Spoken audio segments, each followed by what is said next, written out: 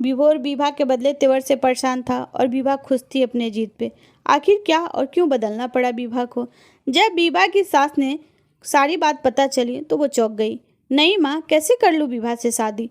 आप तो मेरी पसंद जानती हो। मुझे बहुत ही सुंदर लड़की चाहिए और आधुनिक भी। आखिर मैंने कुछ सपने देखे हैं, कैसे समझौता करूँ इनके साथ? आपका जमाना और था, लेकिन अब ऐसी शादियाँ नहीं होती कि बिना पसंद शादी कर लो। आज एक बार फिर विभोर अपनी माँ के साथ बहस कर रहा था। अनुभवी माँ नहीं चाहती थी कि आधुनिकता के चक्कर में बेटे का धरातल ही खो जाए। पर बेटा, विभा बहुत पढ़ी लिखी समझदार लड़की है। जीवन खूबसूरती से जीने के लिए केवल सुंदरता ही नहीं और भी चीजें देखी जाती है। लड़की ऐसी हो जो तुम्हें समझे, तेरे सुख दुख की साझी बने। सुंदरता तन की नहीं, मन की होनी चाहिए। और फिर विभा सुंदर भी है, हंसती है तो सावन खिल उठता है। तू पता नहीं किन आंखों से देखता है। बस आप तो रहने ही दो, आपको तो हर लड़की सुंदर लगती है। आप क्यों नहीं समझती? सोसाइटी में उठने बैठने के लिए साधारण नहीं, स्मार्ट लड़की होनी चाहिए। आप पापा से कह देना, मैं उनकी दोस्त की लड़की से शादी नहीं करने वाला। विभोर अपने बनाए आधुनिकता के जाल से बाहर आने को तैयार ही नहीं था। अपनी बात कहकर आगे कुछ न सुनने के लिए कमरे से बाहर जाते हुए रुका। 2 मिनट चुप रहा, फिर कुछ सोचकर बोला, मैं पापा से तो नहीं कह पाऊंगा, आप ये बात जानती हो, पर आप जरूर कह देना। केवल सुंदरता ही सब कुछ नहीं, मॉडर्न होनी चाहिए। मेरे साथ क्लब में जाए। और कहते हुए विभोर रुक गया। उसे लगा माँ के सामने ये सब भी, कि उसे ड्रिंक भी साथ देनी है, नहीं कहना चाहिए। कैसे समझाऊं आपको? कह कर पैर पटकते कमरे से चला गया। 2 पीढ़ियों का अंतर मुखर हो रहा था। माँ अनिश्चितता की स्थिति में बैठी रह गई। आज की युवा पीढ़ी का जीवन साथी के प्रति दृष्टिकोण उसे मायूस कर गया। फिल्मी दुनिया और पश्चाताप सभ्यता का असर बच्चों की दिव्य स्वप्न की ओर ढकेल रहा है। बच्चों के जीवन में यथार्थ और कल्पना की वास्तविकता से अनभिज्ञ हो रहे हैं। दिग्भ्रमित से वस्तु स्थिति नहीं समझ पा रहे हैं। आखिर ना करते हुए विभोर की शादी विभा से हो गई। बच्चा गलत रास्ता चुने तो उनके कहे अनुसार कोई कार्य नहीं किया जा सकता है। अनुभवी माँ जानती थी जीवन का यथार्थ। शांत सौम्य पीएचडी कर चुकी विभा विभोर की अर्धांगिनी बनकर विभोर के जीवन में आ गई। विभोर अपनी विचारधारा से बाहर ही नहीं आ पा रहा था। विभा को देखो तो अपने मापदंडों पर उसे खरा ना उतरते देख जब तब उसका अपमान कर देता। लेकिन विभा के पापा ने समझाया था, बेटा, शादी केवल सपनों की पूर्ति ही नहीं है, अधिकार और कर्तव्यों का खूबसूरत ताना बाना है। देकर ही पाने की अपेक्षा नहीं सही है। अपने जीवन के आदर्श पापा की बात तो विभा मानती ही थी, इसलिए शांत रहती। विभा ये भी समझती थी विभोर दिल का अच्छा इंसान है, उसकी कोई पसंद भी नहीं है। बेटा, विभोर दिल का बुरा नहीं है, ना ही उसकी कोई पसंद है, बस थोड़ा अव्यवहारिक है। मुझे पूरा विश्वास है तुम अपने प्यार और समझदारी से उसके दिल में जगह बना लोगी। मेरी बिटिया रानी विभोर का साथ पाने और सही दिशा में लाने में कामयाब होगी। और फिर तुम्हारी सास और ससुर जो मेरे बचपन के दोस्त हैं, उनका आशीर्वाद भी तुम्हारे साथ हैं ही। विभा बचपन से विभोर के घर आती थी। उसकी माँ नहीं थी, लेकिन विभोर की माँ ने एक माँ की तरह भरपूर प्यार दिया था। इसलिए भी विभा आश्वस्त थी कि जल्दी ही विभोर उसके करीब आ जाएगा। थोड़ा चंचल है तो क्या, आखिर प्यार में बड़ी शक्ति होती है। विभोर जब भी कुछ उल्टा सीधा बोलता, विभा हंस के टाल जाती। एक विश्वास की डोर थामे विभोर को अपना बनाने का सपना सोचे चलती जा रही थी। उसके सास ससुर का भी पूरा समर्थन था। सावन की रिमझिम और भादों की गुनगुनाहट ने जीवन के कदमों को आहिस्ता से रवाना किया। दो तन मन टहनियों से जो हवाओं के झोंके से मिलती सिमटती रहती आगे बढ़ने लगे। यूं ही पास आने की जिद और खुद में सिमटने का तारतम्य बदस्तूर चलता रहा। खिलती रही विभा के होठों की मुस्कुराहट मौन से। विभोर नापता रहा हर वो कोना जिसके दायरे उसने खुद बनाए थे। वक्त कब रुकता है। रात दिन ने अपनी माला फेरनी जारी रखी। इन दोनों की शादी को 1 साल गुजर गया। कभी नजदीक आए भी तो भाववेश में, लेकिन प्यार जैसा विभोर के मन में नहीं उपजा, या नहीं उपजने दिया उसके मस्तिष्क ने, जिसमें आधुनिकता ने धूसर रंग छितरा रखा था। विभा की तरफ से संपूर्ण समर्पण रहता। विभोर के मम्मी पापा भी बहुत समझाते, पर विभोर की आंखों में तो मॉडर्न होने का चश्मा चढ़ा था। विभा भी कम नहीं थी। अंग्रेजी बोलती, जींस पहनती, हाँ, पब आदि जाना पसंद नहीं था। शालीनता में रहकर करती। भारतीय संस्कार उसके व्यक्तित्व को पूर्ण करते थे। आज विभोर की शादी की सालगिरह थी। विभोर के मम्मी पापा ने बहुत बड़ी पार्टी दी थी। बेटा, आज शाम टाइम से आ जाना। ऑफिस जाते समय माँ ने विभोर को कहा। ऐसा प्रतीत हो रहा था जैसे विभोर को कुछ याद ही नहीं है। क्यों माँ? अरे तुम्हें कुछ याद नहीं? आज 1 साल हो गया तुम्हारी शादी को। देखता हूँ माँ, आज ऑफिस में मीटिंग है, कहकर लापरवाही के भाव चेहरे पर लिए ऑफिस को निकल गया। सारे मेहमान आ चुके थे। विभा ब्यूटी पार्लर से तैयार होकर आई थी। गजब की सुंदर लग रही थी। गोल बड़ी आंखें, खूबसूरत जूड़ा, पिंक लहंगा, मैचिंग ज्वेलरी।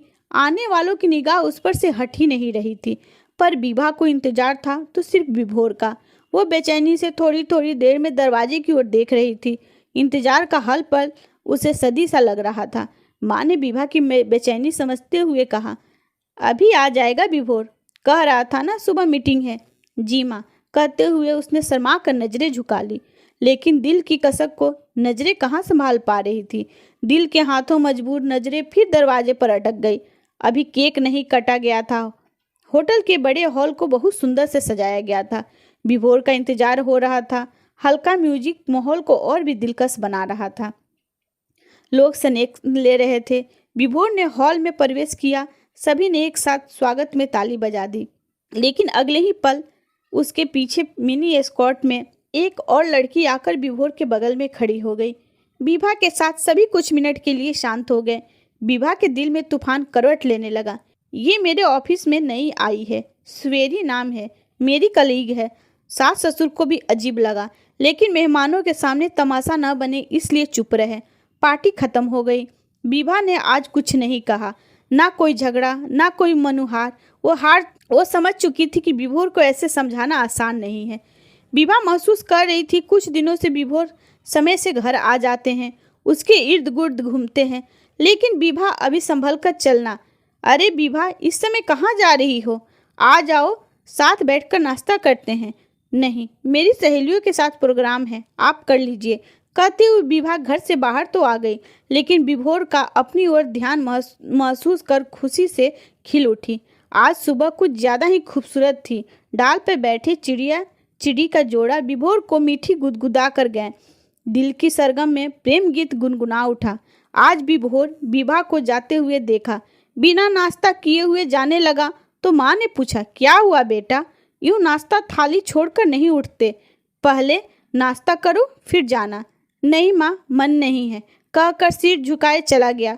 माँ सब देख समझ रही थी। उसे भी विभोर का विभा से नाश्ते के लिए पूछना अच्छा लगा।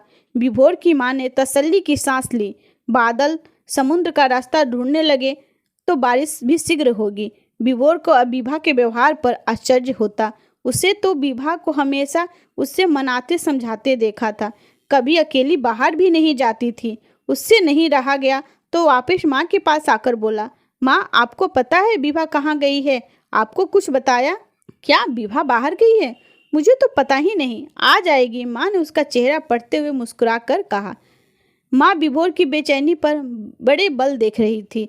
उसे अच्छा लगा, आज विभा के लिए पूछ रहा है। वे फिर अपना काम करने लगी। उन्होंने विभोर की ओर कुछ नहीं ध्यान दिया। थोड़ी देर विभोर माँ के पास खड़ा रहा, फिर चला गया। अब आए दिन विभा बाहर जाती, उसने मॉडर्न ड्रेस पहनना शुरू कर दिया।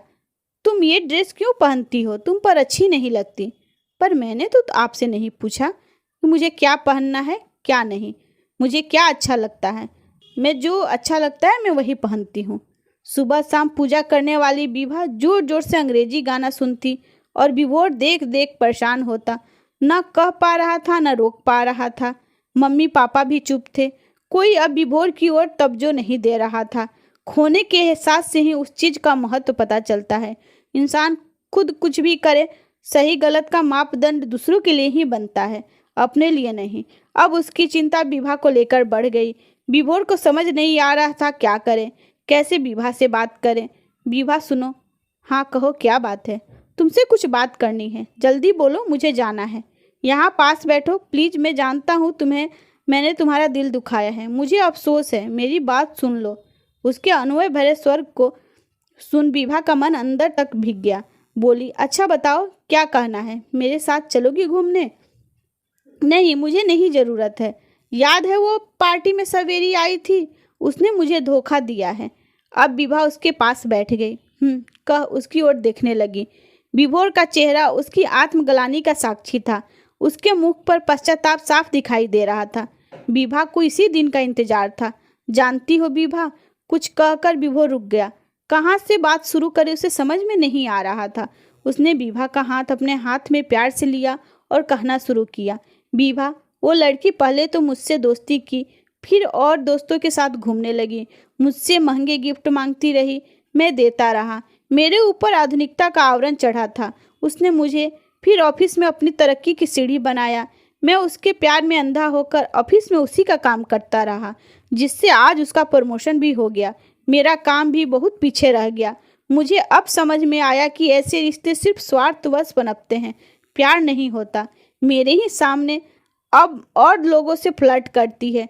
कुछ कहता हूँ तो कहती है, इतने पुराने ख्याल के हो तो मेरे साथ क्या कर रहे हो, अपनी बीवी के पास जाओ। मैं समझ चुका हूँ जीवन की असलियत क्या है।